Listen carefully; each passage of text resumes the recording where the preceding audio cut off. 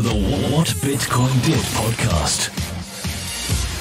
Hello there from Bedford. How are you all? How are you all coping with the lockdown and all this craziness that's going on in the world right now?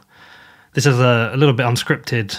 I just wanted to say something before the show starts. I myself living through what is unprecedented. I think it's unprecedented really for any of us who were born after the war, who didn't live through any wartime. These are very strange times, and the impact on the global economy is going to be felt for a long time by a lot of people. So listen, I just want to say I hope you're all doing well out there. I know there are people who are scared, who are angry, who are confused. I just hope everyone is doing well. I hope you're keeping safe, both and healthy, both physically and mentally. And yes, if anyone wants to reach out, anyone wants someone to talk to, I'm always here if I can help anyone through this time of crisis. If it's someone to talk to, or, you know, even if you're worried about your business and you are thinking, can you do anything online? Give me a shout. I'm happy to help with ideas. So yes, hope you're all doing well. And also, welcome to my show. Welcome to the What Bitcoin Did podcast, which is brought to you by Kraken, with the best place to buy, sell, and trade Bitcoin. As you know, I'm your host, I'm Peter McCormack, and today I've got an interview with Raoul Pal, where we're going to discuss the coronavirus impact on the global economy. But before that, I've got a message from my show sponsors, and these are just short ads today. This was a short, punchy, 30-odd minute show with Raoul due to time restrictions, so I'm just going to give a very quick shout-out to all my sponsors. So firstly, we have the amazing BlockFi, the future of Bitcoin and financial services, with their crypto-backed loans and interest accounts. If you want to find out more, head over to blockfi.com, which is blockfi.com. And we also have the mighty Kraken, the best place to buy, sell, and trade Bitcoin, consistently rated the best and most secure cryptocurrency exchange. And with Kraken Pro, their beautiful mobile-first app, you can trade Bitcoin wherever you want. Head over to kraken.com or download the app from the iPhone or Android stores. Just search for Kraken Pro, which is KRAKEMPRO. We also have SatStreet, which gives you many ways to earn Bitcoin by bringing together the top referral programs in the industry in one place. SatStreet will also reward you for every person you invite that earns Bitcoin. You can find out more at satstreet.com, which is SATSTREET.com. Also, with coronavirus, Blockchain Week and Consensus is now a completely virtual event. They're still going to bring together the community to educate, grow, and create meaningful connections with some of the best minds in Bitcoin. If you want to register, you can do for free at consensus2020.com, which is consensus2020.com. And lastly, but not least, is CoinTracker, the easiest way to calculate your Bitcoin taxes, with filings for the US, UK, Canada, and Australia. If you want to find out more, head over to cointracker.io, which is CoinTracker.io. All right, so on to the show, and once again, I'm joined by Raoul Pal, one of my favorite people to interview. Raoul is a leading macroeconomist who has worked for Goldman Sachs, managed hedge funds, and advised some of the largest funds in the world.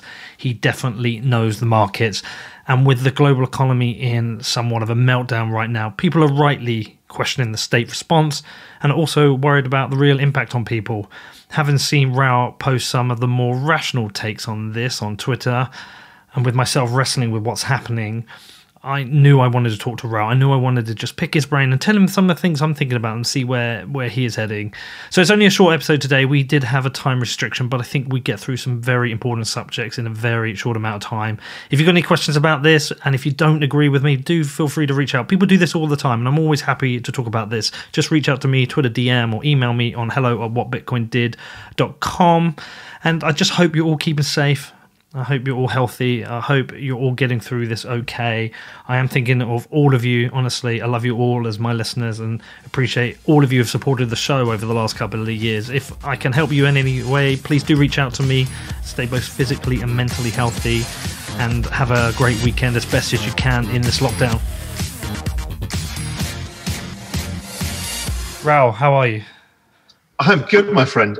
Slightly overwhelmed with what's been going on, but I'm self-isolated in Little Cayman, so it's okay. My wife's got, I think, COVID, and she's in Grand Cayman. She can't fly over. She's been ill for over 2 weeks now. Oh, gosh. So this is the world we live in. She's okay over the worst of it? Yeah, well, over the worst, it just drags on and on and on. I mean, she's just lethargic, not feeling well. I think her cough is now gone, and I think the temperature's gone, but she's just wiped out, that post-viral feeling of feeling wiped out, and she's still in that stage. So when I got back from Turkey, I was sick, and I was really, really sick for 3 days, and then kind of got better, but just had this tiredness that I've not had post-flu before, where I was just so lethargic. And I still don't know if I had it because they wouldn't test me, but very strange world right now. How do you take it all in?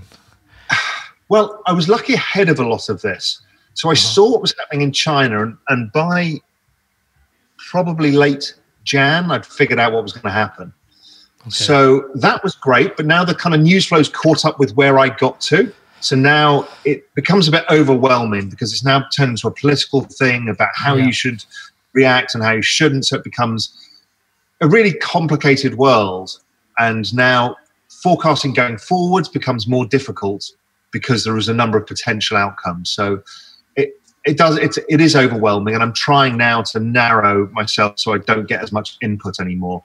Because at first you want to see the input to know all the different variables, and now I think there's too many variables, and you need to now make some decisions on, okay, what does this all mean? Right, okay. Well, look, there were two main reasons I wanted to talk to you. Firstly, I wanted to talk about the economic side of this because I'm not an economist. I don't analyse the markets the way you do, and I try and build a show for people who are similar, who just go to work and they want a bite-sized explanation of what's going on in the world. And I thought that would be very useful. But also, I kind of got stuck in the middle of this, you say the political side, it feels like there's two sides to this. There's a group of people who think this is a massive overreaction and we shouldn't be killing the economy. And then there's a group of people who think this deserves an overreaction, and it appears to be almost like battle lines are being drawn. And I saw one of your tweets. You were having a discussion back and forth, and you put out something that was quite human that I empathise with, where you said people are scared, there's people dying, and hospitals are overrun. I think you were asking, what's your point here? So I kind of felt like you're in that zone there where you're not sure how to deal with this. Listen, it is a world of suboptimal choices. And you can make the choice of sacrificing the economy for the sake of society, or you can sacrifice some of society for the sake of the economy. And within that is a whole range of outcomes. Mm-hmm. We're all acting with imperfect information because almost everything is built on a model of which we don't know. And it's much more complicated than most people understand. So I am in the Cayman Islands. We've gone to full 24/7 curfew, and we are testing and we're isolating and we are trying to get to grips with it. And I'm very comfortable with that approach here because I live in a country that has two societal differences to others. One is we're used to this because we have hurricanes. So when you have a hurricane, Hurricane Ivan basically flooded the entire island, went underwater and disappeared from satellite. It took out like 60% of all the buildings and knocked out life for 6 months on the island. So it was a total obliteration of the island. But people as a society of the Cayman Islands have always lived with hurricanes. So they understand that part of life is the sacrifice that sometimes Mother Nature gives you, that you have to rebuild a society. And that's okay, it's part of the cycle of life and the cycle of nature and how things work. So there's a certain acceptance here in that's okay. The other societal difference here is there's a reverence for old people. It's quite a religious society. And so a reverence for old people and an understanding that sometimes society has to take hardship and we all are in this together means that they are not averse to doing this. I found that Europe, because of its understanding of its war history, has an understanding that this may be necessary. And they understand that maybe it's an overreaction. We will never know, but we do know. And it's like the Pascal's dilemma is it's a choice you have to take because the other side could be catastrophic. And sure, somebody with a model may tell you that it's not, and maybe they're right, but it's not something we want to do. Yeah. So Europe is much more comfortable with those kind of choices. Particularly, again, the countries Mediterranean countries that have an old population and that revere their old population. Again, they tend to be more religious countries. So, or not religious per se, but have religious foundations. So the societal structure is based around church and family and that kind of stuff. So those countries will accept that sacrifice. The US is probably in the extreme, where it's a mix between the two. You know, some people are like, sacrifice everything for the economy. It's okay. You know, it's not a big event statistically. Not that many people die. Of course, they're right too. Does it overwhelm the hospitals? We don't know, but the risk is reasonably high in New York showing that. Will it not do it in other places? Of course. This is not a consistent variable that we can apply everywhere. So we don't know. And anybody who says they do know is lying. Yeah. So I'm not prepared. I'm prepared to have sacrifices and other people aren't. I get it. It is devastating for economies for everybody to be tipped out of work for an unknown period of time. Is it 6 weeks? Is it 3 months? Is it 6 months?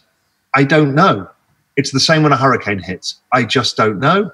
We just do our best to rebuild afterwards, and we will rebuild things that are better after this happens, but we all will have to take some collective pain. Now, let's assume that we go the route of doing nothing. And let's assume that it's not terrible, but it's bad. So all the alarmists about millions of people dying are wrong, but it creates a societal scar. Because not only, like, my wife is unable to work for 3 weeks probably because she's had the virus and has up 18 of her staff. There's a bunch of people like that. There's a bunch of people who see their parents die or grandparents die, and it creates a societal fear. And they're still going to have to shut down parts of the economy to deal with these clusters. So what you do is you dampen economic growth anyway, and you drag it out over a longer period of time. Now, that means that you could have 9 months or 12 months of impact until we can roll out the vaccines and roll out the things that make your survival rates or the rates that which you improve from the virus better. So that takes time. It's not going to happen in 3 months. You can't roll it out to 7.7 billion. It's a global epidemic here, pandemic. You know, it's including Brazil and India and every country you're naming, you know, the Cayman Islands and Dominican Republic and, you know, it's everywhere. So the chance of eradicating it in one go is 0. So you've got a huge economic overhang anyway. So do you try and take more of that economic overhang early and hope that the tail of it, i.e. the next 6 months, is slightly better because of it and people are less fearful? That's probably my choice. Is that the right one? I have no idea. Yeah. Is the right idea to not do that and deal with the virus as it flares up and have a society that basically can't open the doors? So Cayman's going to go down this. It's going to go, there was a great article called The Hammer and the Dance, which is go hard on it first, reduce the number, and then deal with clusters as they come. So that's what Cayman's strategy is right now. Actually, so I think I saw that it was put into a chart. Correct. Yes, I saw and that. A great article on Medium about it. So what that really means is, and Cayman's doing that, is like shut down, stop everything, find out where we are, treat as many cases, find out where the clusters are. Then once you control of the virus, Singapore did this roughly, as did South Korea, is you can then reopen parts of the economy because you know basically what's going on. And then you will close down parts because that area, oh my God, they've got a problem there. We close that, but it's kind of containable. And that's okay, but it creates a slow economic output going forwards. But the other thing is Cayman's not going to open its borders with the US if the US doesn't deal with this in a more cohesive strategy. So if the US does open up by April, well, Cayman can't open its borders because we're going to risk our population. And people aren't thinking about the overhangs of different countries having different outcomes. You know, it's all well and good saying, well, it's great what Singapore and South Korea did, but if you don't follow suit, well, you create a different set of outcomes, and people aren't modeling the different set of outcomes either. So it's a very, very complicated world. I don't want to get involved in the total shit fight between everybody because they're turning it into politics. Yes. What you need to be, I think, is pragmatic and understand there are no great answers, and every answer has a bad outcome for all of us. And I understand people have a different view and a different value system to it. And that's fair. You know, I'm a very liberal person and different people can have different views. And yes, you will be imposed one view by your government. And that's what you vote for. There's one other element that comes into this, is the other element that comes into this is the fear of the restriction of freedom of the individual. Yes. So, for example, if you look at Singapore and South Korea, everybody's on an app. They track everybody. They knew who it is, right? So that's a new world where governments are now tracking everything you do, including your health. And some people are very uncomfortable with that. Other people are comfortable with it. It depends. Can there be abuse of power by passing emergency regulations and legislation? For sure. And we've been in that we're in a populist, slightly authoritarian strongman world. So that could be used against you. I get it. And I also get that it becomes a party political thing. So could the other party take it, beat you over the head with it, and then impose their system? Probably. All I kind of know, and we've probably talked about this before, societal change is coming out of this, whether anybody likes it or not. We're not returning back to what we know. What the future lies, I have no idea. In economic terms, I think it's even bigger. I think potentially, again, as you and I talked about last time, the financial system and the system of money and debt is all at risk within this. We don't know how it's going to play out in the shorter term, but we kind of know where it's going. Yeah, it's really interesting that you gave such a long answer and not a criticism in that. There's so much nuance in this. You can't debate this on Twitter. You have to try and look at all the scenarios. And something you said about knowing with certainty, it just reflects a tweet I did put out, though, conversely. I said some people will be on the wrong side of history in a few months. Either they underreacted as many died, or they overreacted and the economy collapsed. Both scenarios have other consequences. I struggle to see how anyone can know with certainty what is best. And the worst thing would be blame. If you start to blame people with the opposing view to say you screwed up, what you're creating is the kindling for societal unrest. Yes. People have got to stop this, even though they think they're right and they're trying to do the right for the greater good. It's like, we've seen it in your world, in the crypto community as well. Tribalism does not solve anything for anybody. Yeah, it's a very tricky world as well, because especially in the Bitcoin world, we've got a lot of libertarians and anarcho-capitalists and people who very much fear the government and dislike the government. And do you know what, Raoul? I empathise with so much they have to say about the government, because we have a history of poor government performance, governments starting wars, governments mismanaging the economy. I get all of that. I get all of that. But I came out the other day and said, well, you know what? Right now I'm a statist. I think we need the government. I think we need to centralise the decision-making around this, because their argument would be, yeah, because they created panic and turned you into a statist. So yes, now you're their puppet. I'm like you, but I think that's a European view as well. Yeah. Because don't forget, out of World War II came the National Health Service. Mm-hmm. Out of World War II became the pension system in the UK. So we're used to the state playing a collective role of which we're comfortable with, and we don't think of it as necessarily a threat. Different people see it differently. And I veer between the two. I'm a big believer in free markets and everything else and freedom of the individual. I also believe in the role of state. And those two don't have to be the opposite ends of the spectrum. There is a way that they can coexist. But this world that we live in is a terribly polarized world. Yeah, and I believe that you can believe. I think you can believe in a role of the state, but not agree with the state as it is. Like I like the libertarian view of a smaller state, a much smaller state. I don't see a world where you can just eradicate the state and the world not descend into kind of Mad Max. I think you have to be practical about some of your ideas around this. But I think also with this, a lot of it comes down to is right now the decision is the economy and risk to life. And we, like you said, we've got imperfect information. We don't know if this would have led to tens, hundreds. We don't know the numbers. It's imperfect information, but it's certainly a disease that spreads quickly, and it's certainly a disease that is killing a high number of people in the outbreaks that we've seen so far. And so I just come from the position, Raoul, of I think I would rather take the economic pain and focus on saving life. then people come in and say, well, the long-term economic pain might cause the loss of more life. And I always think, I can only deal with what's in front of me now, not a model that I can't see happening. And what this has done in this kind of Bitcoin world is that the statist has become an insult. You're a statist. And it's kind of like, I don't know, I'm talking to my friends who aren't even in finance. I'm talking to my friends who are builders or doctors or all different types of jobs, and they're all very scared. And they all very much support a lockdown. They really do, because they don't trust people to make the right decision right now in these extreme circumstances. And aligning with them and agreeing with them is almost career risking for me.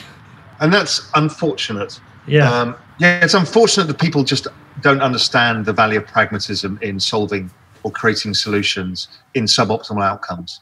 And so I'm just not interested in getting into that debate. So I've just withdrawn from Twitter to have anything involved with this. And it's much like the US politics was before, or the UK politics with Brexit, is there is no point, because your voice is trampled by the polarity of others. So, for me, again, like you, I'm extremely pleased with how the Cayman Islands has dealt with it. I think everybody here is, because it works for our society. Right, so I've got one question about the Cayman Islands, and then really I just want to focus on the economics bit. I know you've got a limited amount of time. Just specifically with regard to the Cayman, because I was thinking about this about a number of communities. How much does Cayman rely on imports of certain items, such as food? And is that a risk in a lockdown that you cannot source enough supplies, or is Cayman able to be self-sufficient? No, it's not. It imports everything. Right. So that is the weakest link in the chain for Cayman. For a number of other reasons, it's one of the safest places in the world to live in a complex geopolitical world, and also a world where global taxation has to try and offset the retirement of the elder population and the debt issues and everything else. So Cayman works very well. Its one weakness is it is the global food chains are too important to it. Now, obviously, tourism is another. I think the movement of food still continues. I don't see any real reason. War would be the only thing that would stop the movement of food, because ships can't pass. But, the Caribbean is patrolled both by the British Navy, the French Navy, and the US Navy, maybe even the Dutch Navy, I'm not sure. So in which case, it's a relatively protected place amongst all the places in the world. But tourism and the freedom of travel when you live in a small island, that's what is going to hit us, because we will mainly reopen internally, so we can do stuff, and with a lot of outward-facing businesses, the financial services industry, the lawyers and the accountants and stuff, they will continue to do work, bring in GDP for the Cayman Islands. Problem is we have a huge tourism industry, and we cannot let people in who are not disease-free. We have no clear way of testing that at borders yet. That'll all come. But, we'll go to a world where we're all going to get tested for health every time we enter a country. The world is changing. Society is changing. And we can fight it all we want, but it's not going away. Well, so I was thinking through that scenario now, and I imagine there's going to be agreements between countries that people actually tested before they get on flights. Correct. Before they leave the country. If they can do same as passports, right? Yeah. You'll need to show a certificate of health. I mean, we do it with vaccination for yellow fever, and you do it with typhoid, cholera, and hepatitis when you're traveling to certain countries, not let in without having that. And if you come from an African country and you want to get back and you've been inoculated, you're not allowed. So it's normal. People just forget that. Yeah, well, they do. And another thing I was thinking about the supply chain is, well, all the food supply chains continue, but what about within the food supply chain? You might have the machines that people use for harvesting. Are those companies continuing? Or things I was thinking like shampoo, are the chemical companies, have they stopped work? What is critical business? I mean, the question is how many companies are going to go to the wall in this? Of course. We have no idea. What does that mean for global supply chains going forward? Well, we already had trade tariffs. So now we've had this, and it's exposed how weak our globalized world is. We thought it was actually anti-fragile by having a large distribution network. Basically, it's all China, which makes it difficult. And now you realize that it exposes your domestic economy should something go wrong with your largest trading partners. So, yes, I think it changes everything going forwards. I don't think the world will remain the same.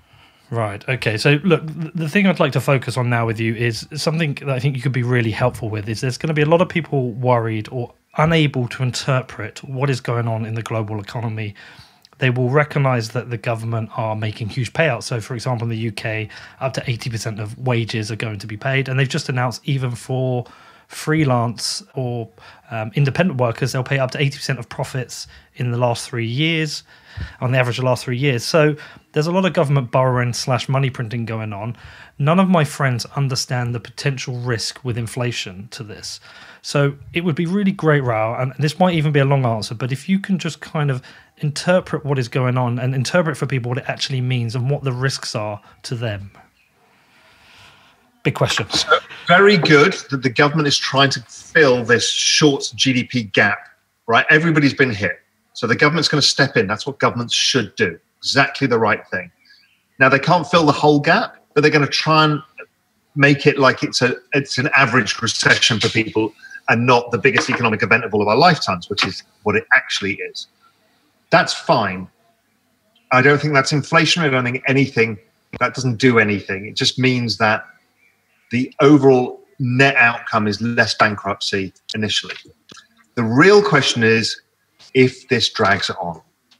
A, whether the quarantining or the national psyche, how scarred we are from it, or just that other countries don't shut down enough and the virus spreads and we get a second wave in the winter and this thing rolls into March 2021.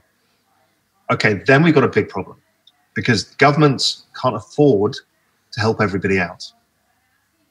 So what they've done is given their best shot. They bought everybody 6 weeks to 2 months, maybe even 3 months. So in the Cayman Islands, they've just, I just got a phone call from the bank. They've just paused my mortgage for 3 months. Okay, great. They can't pause it for 6 because they're going to be out of business. So my fear is after this period, what does the world look like? And if that's the case, then it is going to be ongoing unemployment. So for many of our friends, it's going to be tough. It's difficult. The governments will then try and borrow more money to try and help people. Again, it's the right thing to do.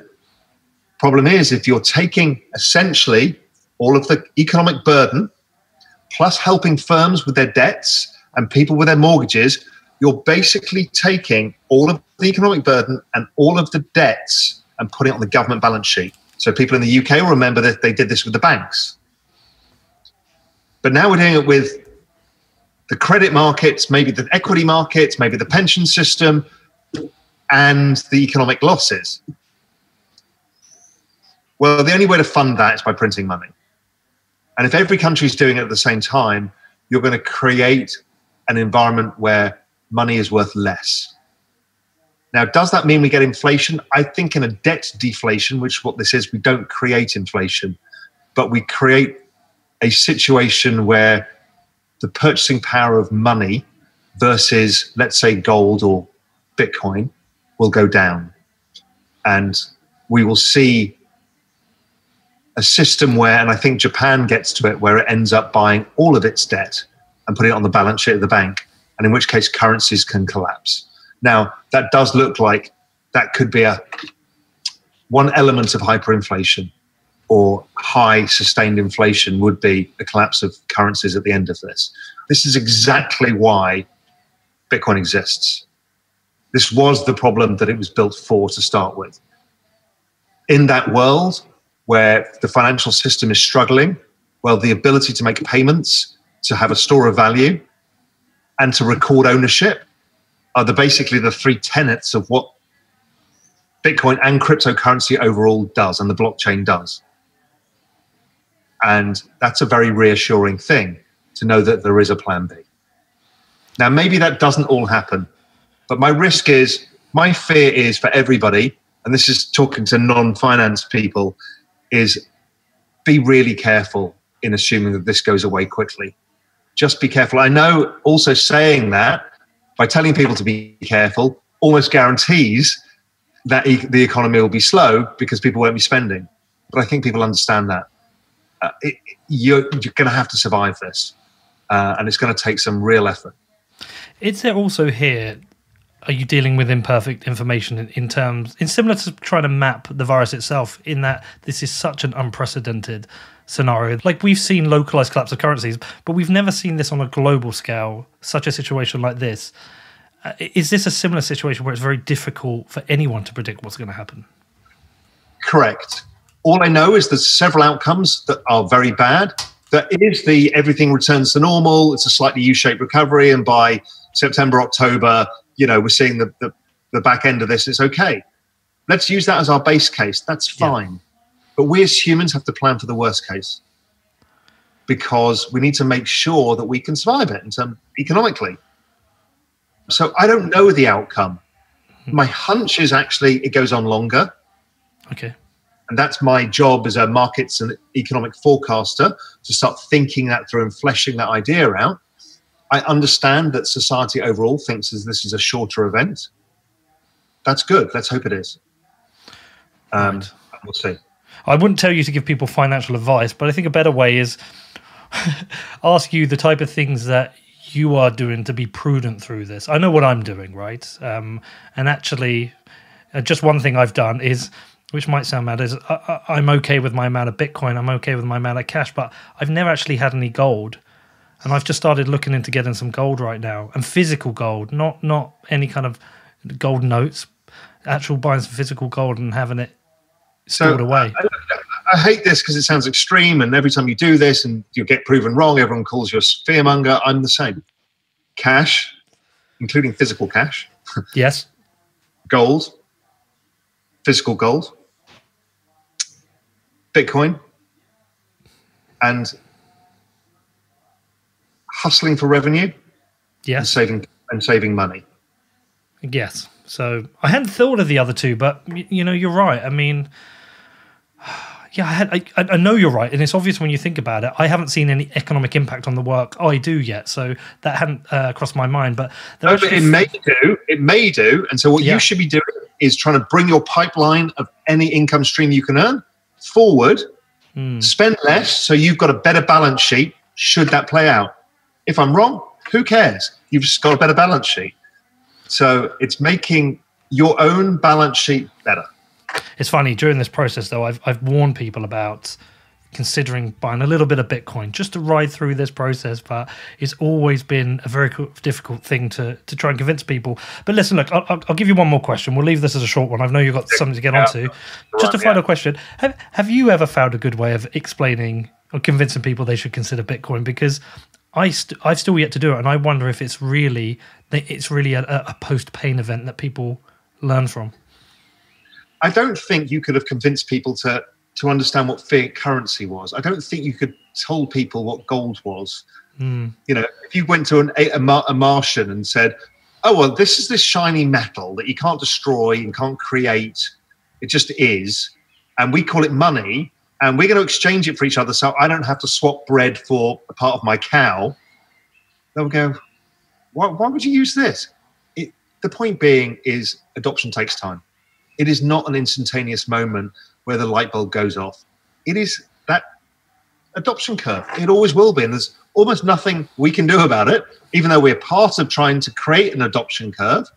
That adoption curve is just going to happen over time. And that's okay.